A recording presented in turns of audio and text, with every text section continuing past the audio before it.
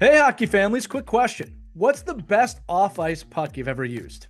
The new Puck Around Pro training puck has been called the most realistic off ice puck ever made, and it's not just hype. It's the same size and weight as a real puck with a specially engineered core that delivers a true on ice feel for stick handling and shooting. It's already earned hundreds of 5-star reviews, and when it first launched, it sold out in just 1 week. Players, coaches, and trainers are loving it, and if your kid's out in the driveway or on the street or in the garage, this puck will take their training to the next level. It's a great way to support your player. It's also a great way to support our show. So don't wait. Head over to hockeywraparound.com right now. Use the code OKPH to grab a discounted 2-pack of the Puck Around Pro Training Puck. Again, that's hockeywraparound.com and use the code OKPH. These are not going to last long, so pause the episode and grab yours before they're gone. Thanks for being the best audience out there. Skate on.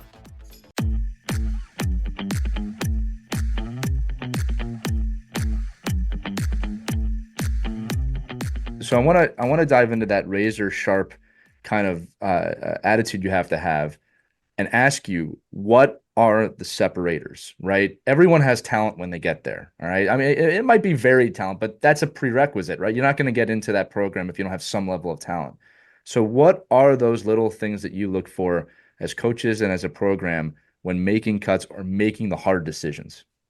Yeah, I mean, it's like how hard are you going to compete and work, right? And so, I think that's the number one thing that we tell our kids, like, don't be here and don't come to this program if you're not going to work hard because like we are going to outwork every opponent that we have. So when we're choosing teams, like that's number one thing, like how hard are they competing? How hard are they working?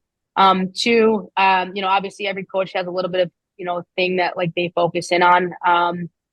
Being a smarter player that I really watch for obviously how smart kids are and are they able to make plays out of nothing? Things like that.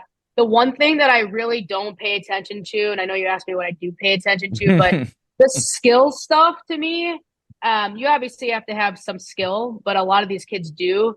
But that's like things that they're naturally going to get better at here because of how much they're on the ice and how Right. much opportunities they do have to work on skills. So like if a kid's shot's not that great, it's like I'm not going to not take that kid because I'm going to go and tell that kid, hey, you made the team for so many other reasons, but you got to get your shots got to get better. I love And hearing that so though, Brianna. it's just That's like, great.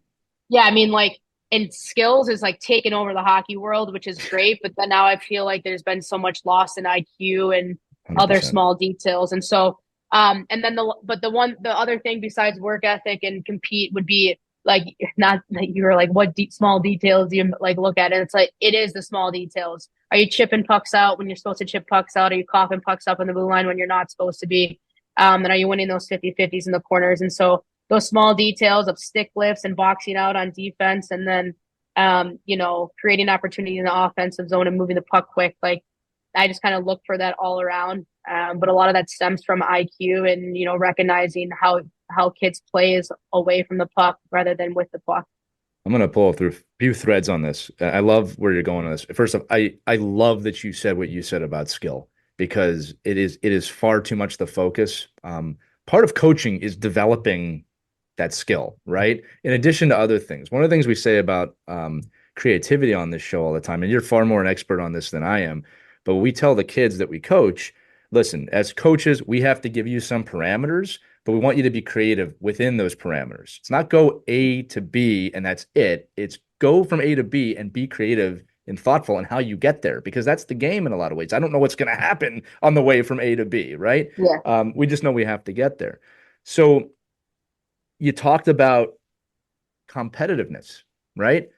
And I always say there's a little bit of a difference between competition and competitiveness. And when it comes to parents, and this is the question that's forming, when it comes to parents, you can't make your kid competitive.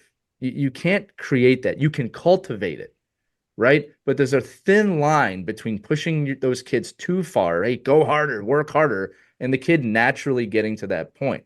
So I'd love to get your advice as a coach right now. We'll tap into you as an athlete in a few minutes. How do parents even begin to approach that? They have a kid, a young girl, let's just say she's 8, loves the game, but she's not showing that maybe competitive fire yet. And a parent might listen to this and say, well, look, Brianna Decker says you got to be competitive, but really that you can't force that on a kid, right? So how do you cultivate competitiveness in a youth athlete? Yeah, I mean I only have one answer that I really go back to because I grew up with three brothers. And so There's like the answer. No, just kidding. thank God. So hey, if families can create that atmosphere, that'd be really helpful. You're asking a lot, Brianna. Yeah, that's probably too specific, but like for me, and I developed natural competitiveness by having brothers, but it's because my brothers were better than me. And so if you're a kid, if they're lacking competitiveness, I would say put them in a situation where they're not the best player. Right. So that they have to constantly work to get the puck back or constantly work to be better than somebody else. Because you're at some point, like, you know, you're gonna get sick of being beat as a player, right? Like if I'm constantly going up against somebody who's better than me and I'm like, oh my God, I'm like sick of getting beat, then at some point I'm gonna like become more competitive to try to make sure I'm not getting beat every single battle. And so that'd be my suggestion. And like that is how you grow as an athlete, is by putting yourself in uncomfortable positions and be surrounded by players who are better than you.